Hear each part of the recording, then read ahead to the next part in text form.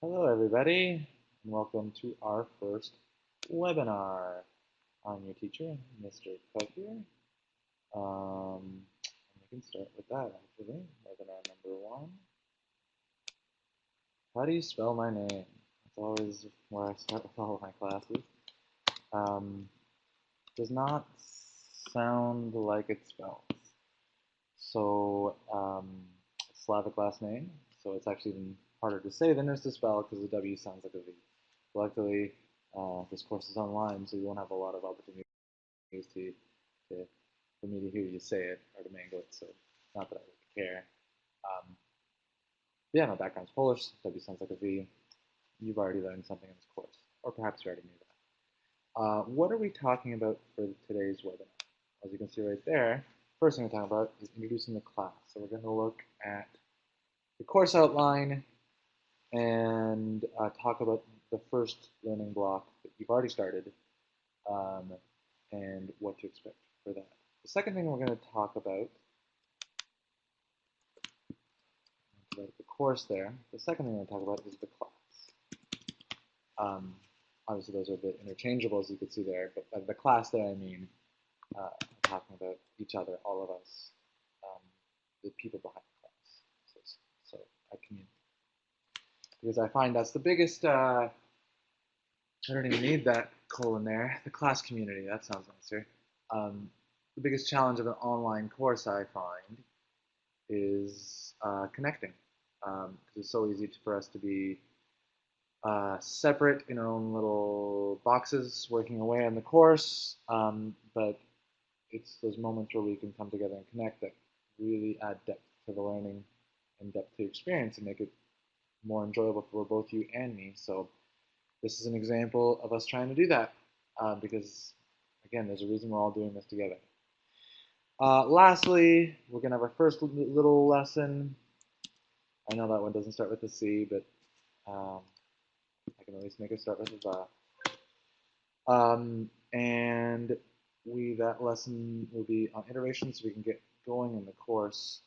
All right, so is there any questions about that, about what we're doing in this presentation? Let's just kind of open up the chat here.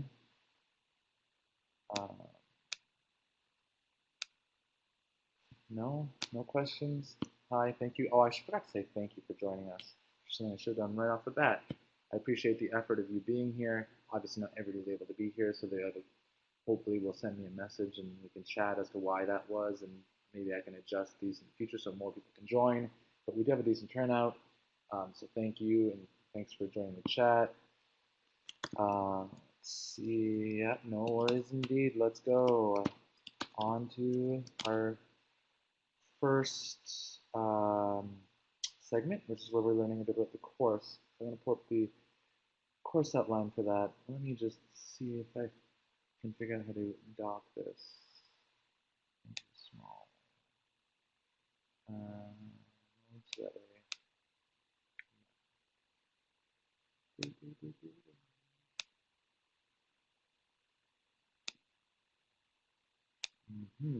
Okay, let's just get, I can just minimize that and we'll go to the course outline, do that in full screen. So we're not going to go through this whole document in great detail because I want to respect your time. Most of this you can read on your own. What are we interested in? First is this right here, the learning block number 1. Tools for data management. So that's the learning block we've already started. I don't know if any of you have friends who've done data management before, but you may have noticed in discussions with them that a lot of classes don't do this unit. They go straight into probability, which is fine, and we're not going to spend a great deal of time on this unit. But the reason I put this in, especially with my online courses, is it gives us that chance, 1, to build a class community, since the math isn't that demanding right off the bat. 2, it allows us to ease into the course. So, because if we're overwhelmed with some pretty heavy math right off the bat, I find it's almost impossible to get students to do the extra stuff that really pays off in the long run. But 2, it's just setting us up, because the tools we're going to be learning here in this unit are the same tools that would be baked in to other units later on if you're in a course where they skip this first unit. So rather than doing that extra work later, I'd like us to put in a little bit of work beforehand to get us set up with the tools. So the tools here being things like iteration, spreadsheets, databases, matrices. 4 simple tools that don't take long to learn. Some of you might already experience with some of those. And we can fly through that, and we'll all be set so that way later in the units, when we're learning the math, you don't have to be learning these tools as well. And you'll see there's a test there, which we'll talk about later. But just so you know, I always, as a rule, have at least 2 evaluations per unit.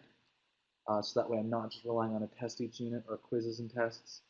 Though we will have a pre-quiz as well, which you can see online, and you might have used some you've already done. But the other evaluation is always usually tends to either be something you hand in as an assignment. So either individually or in a group, partners, something you work on that you can show me you're learning from the unit in a non-test situation, something that you have time to edit, think about. Because that's the way real math is when you're studying it. In the higher levels, you're working on problems, and when you work on a problem, you can work on one problem for years, for your life, and not necessarily work on that problem in a test. Test is a good way to check your learning of skills, but when you get into these bigger, not real math, but like rich math, you need time. And so I like to give students that time in each unit. Other things to talk about in this course outline. The textbook is a PDF online. I'm sure you've already had a chance to browse through that during the scavenger hunt. You've probably even looked through this already. So the only other thing I'll add is really stressing at the end, the mark breakdown. Students always want on the mark breakdown. Just to reiterate, the culminating task is worth twice as much as the exam. That's why another reason we're doing in Learning Block 1, besides learning those tools that we'll use later on, we're setting up your ISU. We're giving you time to meet each other, to learn a bit about each other, because you'll be picking a partner based on common interests, and you'll be trying to develop a question for you to research and to use databases and spreadsheets and statistical analysis to analyze, to see if you can answer that research question. And you have the full course to do it, and obviously there's a lot of depth that I'm expecting there. And so since you're working on that the whole course, and since we're taking the time to set up this unit, the whole thing is worth twice as much as the exam, so please remember that. Other than that, the units, of which there are 8, are split into that 70% here. Some units are worth more than others. Like this first unit is not worth a full 10%. It's closer to 7%, where other units that are bigger will be closer to a full 10%, and we'll find that balance to get to that full 70. Obviously, they can't all be worth 10 because then there's 8 units in basic math. The last thing I'll point out is online learning skills. Again, we talk about this during the scavenger hunt, but I really want us to build a safe space in this classroom, so I'm going to reiterate that. You could see that in the infographic I linked there, the idea of building a community, building a place where we're free to exchange ideas and not worry about, as the kids say, being trolled. I don't know if that's actually what the kids say, but aggressive behavior online, it's not really any place for that here. Just remember that even though these are words on a screen and you're dealing with your computer, you're really dealing with real human beings. And I always find if you just remind students of that, or anybody of that, of the real person behind the words or the post or whatever, that tends to help people. So just remember, we're all people. Speaking of which, that leads us straight into our next segment of the presentation, where we are going to meet some people. Oh, first I should check any questions. Let me pull up the chat here. Any questions? No? Okay then. Let's get to this presentation. So this is a Google slide that you've contributed to. Some of you have, some of you haven't yet, but that's okay. If you're present here, you'll have a chance to introduce yourself either way. So let's start. So as you saw, I asked you to make a slide with mind map, so I will get us started. And the reason I like mind maps so much is because it gives you a sense of somebody's personality, even in just on a visual standpoint. I don't know if you can tell from mine, I tend to have what's a nice way of saying this? A divergent way of thinking. So I tend, and my challenge as a teacher and a learner is to focus. Like I have a lot of different interests. I'm all over the place. And so I try to focus my teaching as much as possible to minimize that, and to actually use that as a strength to give students a diversity of learning. Um, but you can see that in this image. There's all kinds of things, and they're all connected all over the place. So I'm just going to break down a couple. I don't expect you to go through your whole mind map. Just a couple minutes talking about yourself is all we're really looking for. A little bit of academic, a little bit non-academic, and we're good. Maybe explain a picture if you have it. So we'll start on the academic side. I'm an English and math teacher. I also do a bit of special education. I also included philosophy on there because it's a course I'd love to teach in the future, in part because it bridges the space between English and mathematics, right? You know, an essay is an examination of the ideas behind a book, well, ideas in the purest form of philosophy, and the purest form of philosophy is rational logic, which is taking you straight into math. So you can see the connections there. In terms of some English books, I put some down there. The one I'll point out is one of my favorite nonfiction books, Everything and More by David Foster Wallace. That's a book about the study of infinity, which is a topic I wish high school math would get into more, but it's more of a university math level. But we will bridge it to it a bit today in our first lesson, believe it or not. Yeah, in grade 12, you start getting a taste of infinity. You start getting a little bit in set theory and data management, and you get a bunch of it with limits and calculus. So enjoy, because I think that's partially one of my favorite areas of mathematical study, and it's a great read if you want to dig in more into that topic.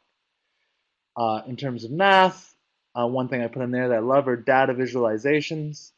I kind of ran out of space in my image to be able to fit it on the slide, but if you can tell, that's a data visualization of a basketball court. It's just called a shot chart. This has become quite popular online. So you can see that red line connecting us all the way back to basketball, specifically the Raptors, because that's a Kyle Lowry shot chart. The areas in green on the court are where he's higher than average, shooting higher than average. The area on the yellow areas of the court where he's shooting average, and the red ones are where he's shooting below average for the league. And so these shot charts are very valuable because they show you where your strengths and weaknesses are as a basketball player. It's just one way of visualizing data to answer questions and to improve performance, which is kind of the whole point of this course. Quickly on the other side, non-academic, and you might think that this side of your mind map is less important, but it's not, because tends to be where students find their common interests and their research questions. So I hope you dig into this section just as much as you dig into the academic section. So my big three here that I picked, because again, I like to go in threes. I like music, outdoor activities, and technology. Obviously, I'm not limited to that, but those are three big interests of mine. Music, kind of self-explanatory. Outdoor activities, obviously, I'm a big camper, as you can see in that picture. Big on portage camp trips, but that's neither here nor there. Basketball, Raptors, we already talked about. That's my team. And then in technology, you can obviously see that's the whole reason I love teaching online, is because it plays to my strengths. One part of technology that I'm big into is podcasts.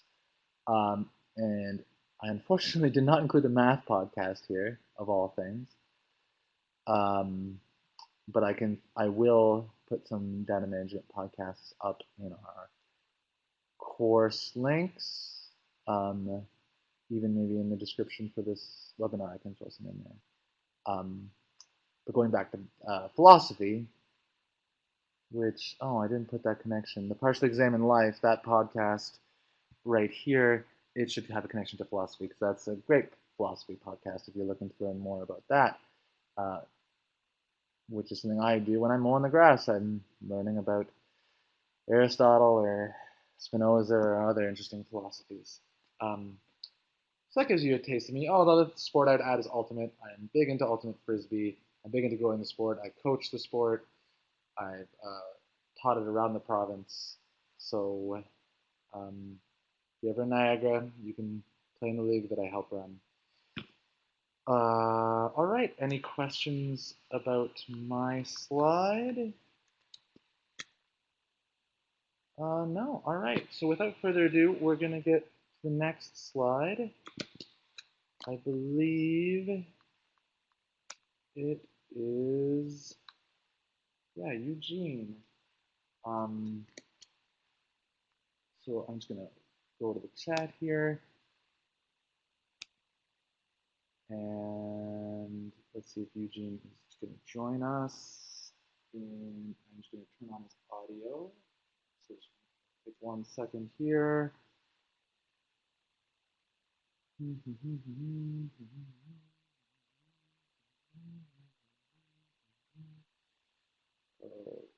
Okay, I have found him. Oh, 1 second. There we go. So I'm going to turn off my audio, and I'm going to turn on Eugene.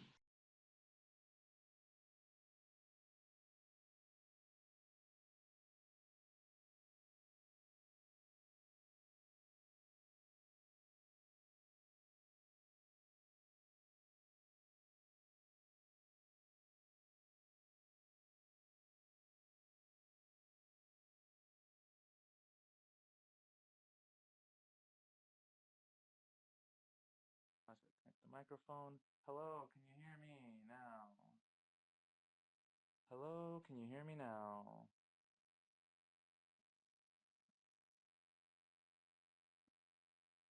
Hello, can you hear me now? Can you hear me now? Hello, can you hear me now?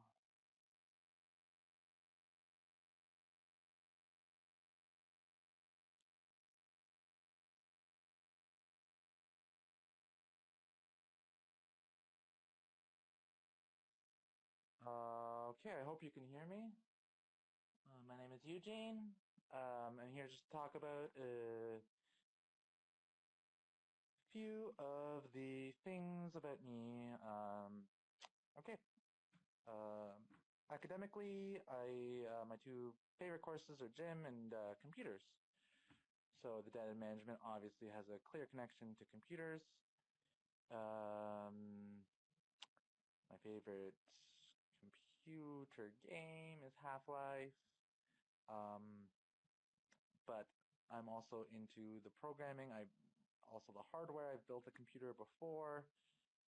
As software, I've taken some computer courses, and I am fluent in C++, or at least I'm getting there. For gym, I love playing baseball. It's my favorite sport, so that connects to my non-academic side. In baseball, I love watching it and playing it, but watching more, I love watching the Blue Jays, my favorite team, but specifically Moneyball is my big thing, and I find that's a very interesting movie. As you can see, that's my non-academic side. I like movies as well, and Moneyball is a great film about the overlap between the use of statistics in baseball and money. So I think that's an area I'd be definitely interested in researching, so hopefully I can find a partner who shares the same interests. I think that's it about me. Thanks a lot, Mr. Kowgier, for giving me this chance to talk.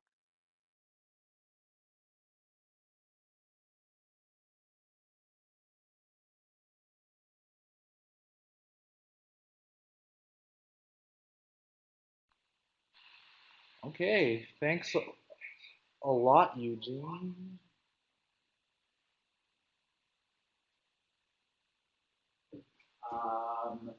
Just getting us back on track here. There's my face again. Hello. And you can hear me. Is that correct? Let's check the chat.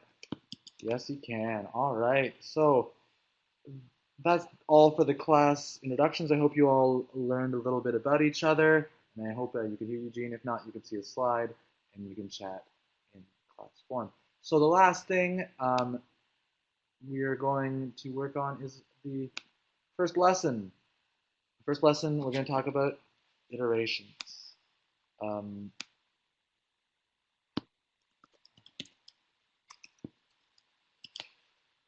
so, what are iterations?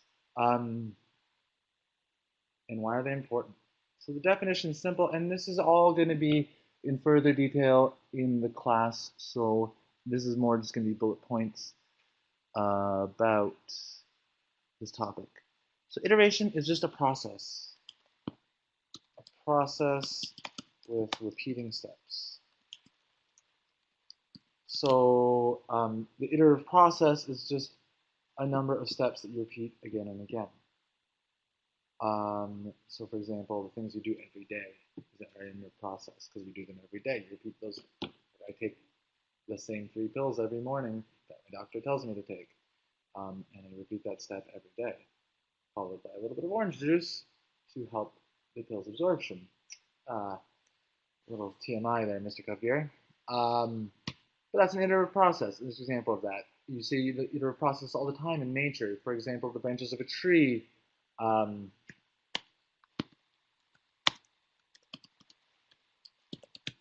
Grow using this, where you'll see the same. You'll follow the tree trunk up from the ground. You'll see a split in a certain shape, and then if you follow the branch up, you'll see that same shape of split smaller and smaller as you go up the branch of the tree. Now, why do we care about iterations? How do they help us manage data? This is where we need to look at some examples that will help us out here. So, further examples besides tree branches, one is logic. So, an iterative process, once you start getting into them in depth, you start to see that they're all about taking logical steps. So, our example here that we're going to look at is how to organize a class by height, let's say. Let's say you had a database that had all of our heights in centimeters as a data set, which is something that you might be getting coming up. So how would you use an iterative progress to organize that? There's a number of steps you can take. So first, you want to create a step-by-step process where after a certain number of steps, you can just repeat it. And if you repeat it, it will work its way through the whole data set. So the way you're going to do that for something like this is just compare 2 heights. Just the first 2 on the list.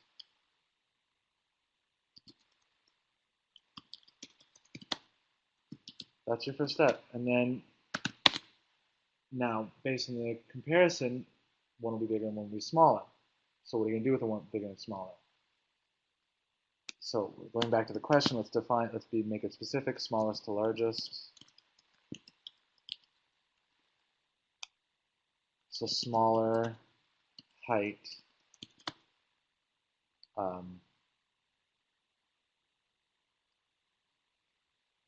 is put first, larger second. You might think we're done. Just repeat that process. But the problem is where it gets a little bit trickier is the more you're checking, the more heights you're pulling in from the data set, the more you have to compare, because you're not just comparing it against one height, you're comparing it to all the height. So,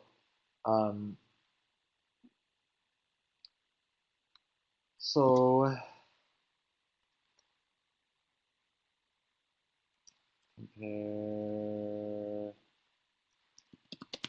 third on the list. So we're going to compare the third on the list to last place height. So we're going to work our way up from the bottom. And I'll make that 3A, because 3B is going to be based on that comparison. And you can actually do the same thing with this one, unit 1A and 1B, where you have 1A is the comparison and 1B is what happens based on that comparison. So you have the comparison of the, instead of saying third, let's start being more general. Let's say next on the list. Because then that allows us to not just be locked into the specific third place, but to be just pulling from the next one. So after the third, next can just mean fourth, and so on. And you'll learn how to set those up with variables later on. So if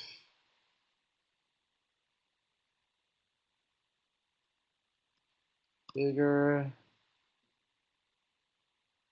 move,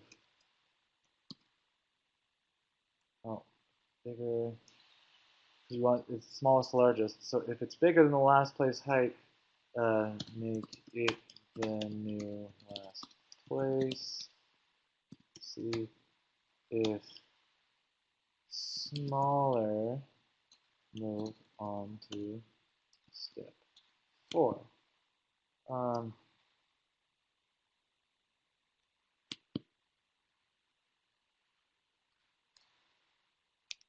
Let's move to step 5. So if bigger, move it to make it the new last place, and you could skip step 4 and just go straight to step 5. But if it's smaller, you need to do step 4. And what's step 4? Is compare it to second last place. Now again, we want to make last place and second last more general. So last place we can call nth place, and second last place we can call n minus 1 place. Now this is where I tend to lose a lot of students. So let me explain that. The nth place is just mathematical term for say the last possible spot. So the example that we tend to give in math is a counting example where you go, 1, 2, 3, 4, dot, dot, dot, so on and so forth to the end. So nth is something like infinity, but not necessarily. If there's just a set of 10 things, the nth is going to be the 10th, because that's the last place. But it's just the way of saying last place as a variable, using the letter n, so that then we don't have to actually pick a number. And then n minus 1 just means the second last. But however big of a collection you have, you're just looking at the one before the nth, n minus 1, and so on.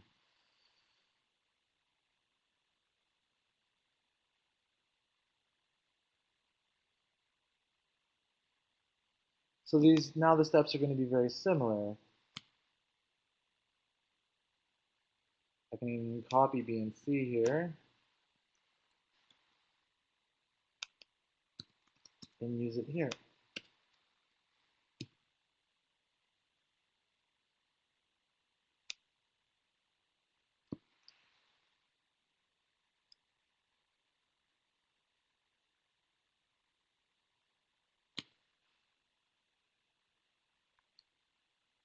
The only thing I'll change is if smaller, repeat step 4.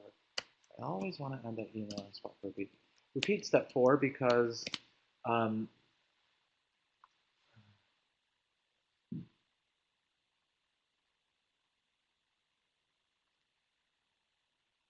because you need to compare it to the next one. So compare it, they're saying second last, so compare it to the next up place. N minus 1 or n minus 2 or n minus 3. Blah, blah, blah. So now we just have to add one more substep here. If there's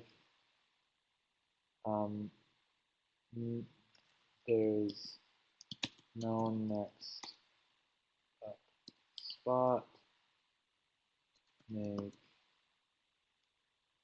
it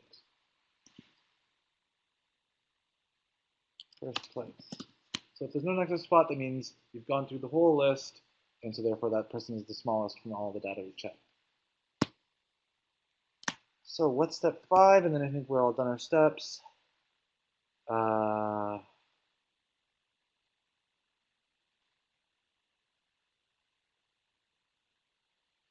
is you're going to be repeating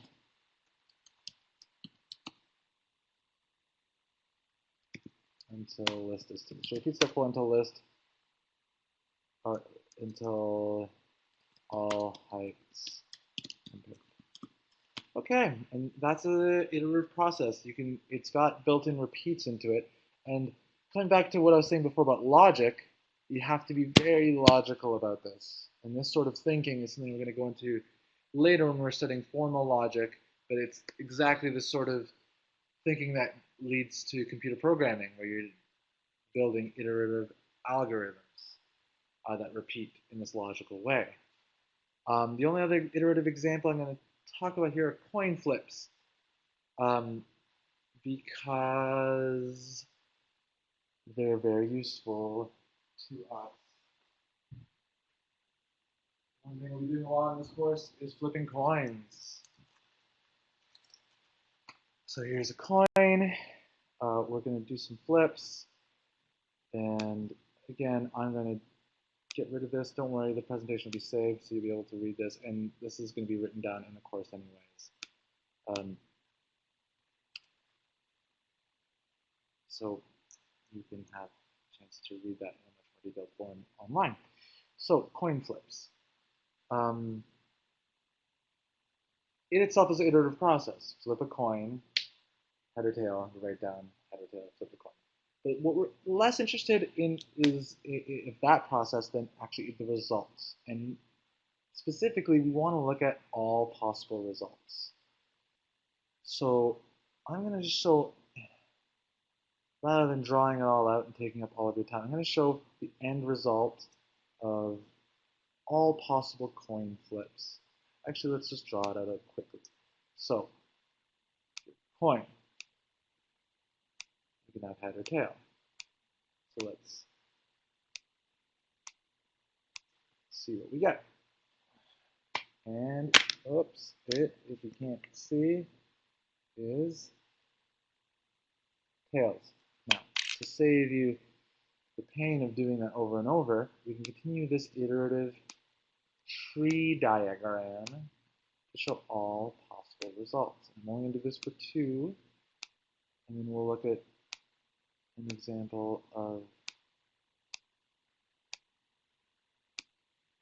so we'll do one more flip, and again it's tails. We're going on our tails run. But what we're more interested in here, and be more useful to the course, is not just what we ended up getting, but all possible results, because that's what we're going to be using to calculate probabilities. Not just the one result that actually happened, which is what we tend to focus on in real life, but all possible results that could happen.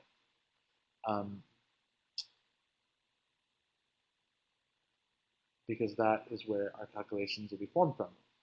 So to be able to talk about all possible results, we have to talk about something called set theory, which is a very interesting branch of mathematics that is part of the reason we do this unit, because I don't want to skip it, because that's one of my favorite branches of mathematics. A set is just a collection of things. So it could be a collection of numbers. So you can have the set 1, so pardon my writing, 2, 3. I'm going to actually switch to text here so you can actually read what I'm writing. You can have the set cat, dog, rabbit, squirrel. And what's sets are interesting is not necessarily, because you can put anything in a set, any set of symbols. Not necessarily the content of the set, of what those individual things are, but instead the size of the set. So this first set here is a set size 3. The second set of words has a set size of 4. It's counting how many things are in the set. So where things get really interesting is where you get the set of all natural numbers, for example, 1, 2, 3, 4, dot, dot, dot, as we talked about before. That goes on forever. So that's what's called a countably infinite set. Why is it called countable? You can't count infinity, right? Kind of. If you had an infinite amount of time, you could count 1, 2, 3, 4, 5, 6. There's a path. There's a beginning and there's a theoretical end, and there's a clear direction that you're heading to get to that end. So that makes it, in mathematical terms, countable, which is a very important idea because when we make a set of the results, possible results of our coin flips, as we'll be often doing, set of coin flips,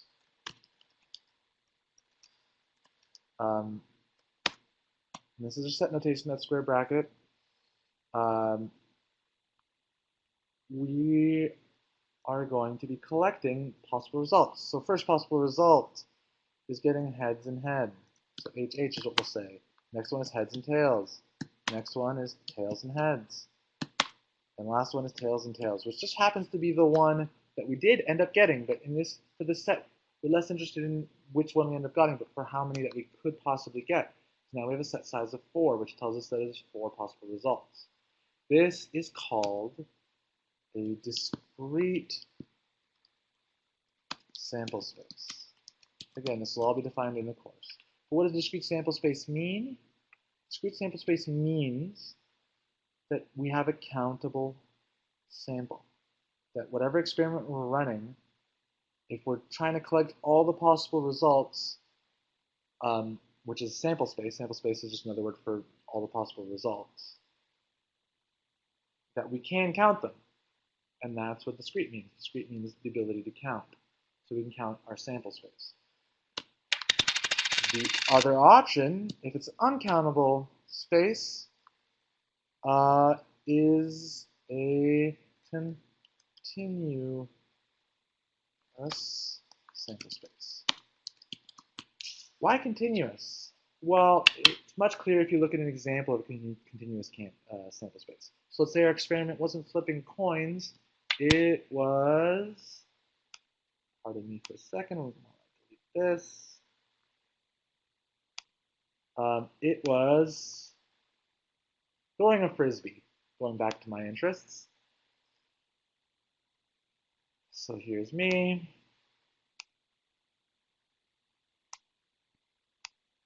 There's my frisbee. And we want to do an experiment where I'm throwing the frisbee 10 times and measuring each time. You might think to yourself, that's a discrete sample space. Because, you know, I throw it here, I throw it here, and each time, like this is 1 meter, this one's 2.7. I can actually, in reality, throw much further than that, whatever. Not to brag, 5.2. I really should have switched to text. Anyways, and we do that 10 times, we write down the 10 results, that's the discrete sample space, right? You've made a common mistake here. Our sample space is not the actual results of the experiment. So let's just say this is a line from 0 meters to 100. I wonder if I can actually throw 100 meters. Maybe. We'll maybe do an experiment to find out in the course. The sample space is not what the results of the experiment were. The sample space is all possible results. So even if, let's say, 100 is way further than possible, you might still argue that's a discrete sample space because I can't throw to infinity. You know, I'm not that good at frisbee. So you know, you can throw less than infinity, so you gotta be able to count all the possibilities. Well, in actuality, you can't, because when you're looking at the rational number line, so that's not just whole numbers like 1, 2, 3, 4, but you're actually getting to decimals, you get to a problem, because that's what we're really dealing with here, is you're throwing the frisbee and it's landing somewhere on that number line. So our sample space, in this case, is the whole what we call real number line. And that's just, we just use that R symbol like that for real number line. What's a real number line? It's a number line where not only it's a continuous line, so unbroken line, and what makes up that line? It's made up of whole integers like 1, rational numbers like 2.7, and irrational numbers like 3.14. Dot, dot, dot, pi. Use, the reason we use that symbol is because the pi goes on forever. Now, even if we just ignored those irrational numbers, which we can on a real line, because it could potentially, in theory, land on one of them, even just rational numbers, like let's say, where do we start counting them? You might think, oh, it's easy. We start at the 0.1. But then between 0 and 0.1 is 0.001. And for every time you do that, okay, let's go to 0.001. Well, then there's 0.0001. And it keeps going. It's an infinite regression. You can never actually find a beginning point, a place to start. Because between any two rational numbers, you can always make a smaller rational number. And so it's just infinitely uncountable that way. And not to mention when you get to the irrationals, which themselves are infinitely long, you're getting a whole big mess. It's a continuous sample space. Even though I can't throw forever, it could potentially land in well over an uncountably infinite number of spots, which makes me sound like quite the impressive. Okay, and that's all we want to talk about today. I'm sorry I took up so much of your time. I hope that made some sense. Please contact me with questions. I'm going to wrap this up now, but I will follow up individually with your questions that you post here and send to me. And one thing we didn't talk about a lot here are fractals, which is another iterative process that you're going to have a chance to make tonight. So I hope you enjoy that. I've made the actual homework questions less because I know that the fractal thing can take a long time, but it's a fun activity to start the course. Something a little bit creative before we dive completely heavy into the numbers. Okay, if there's no more questions, thanks a lot, and I look forward to the rest of the course with you. Have a great day.